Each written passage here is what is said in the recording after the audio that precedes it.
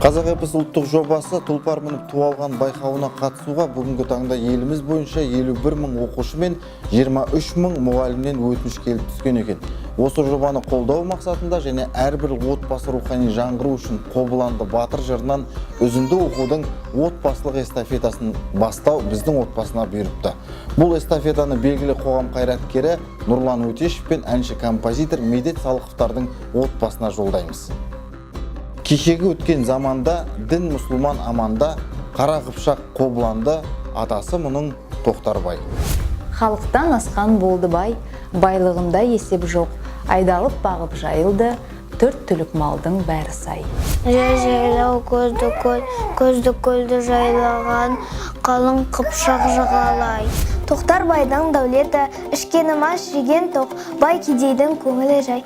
Қыс қыстауы қараспан көкке таласқан.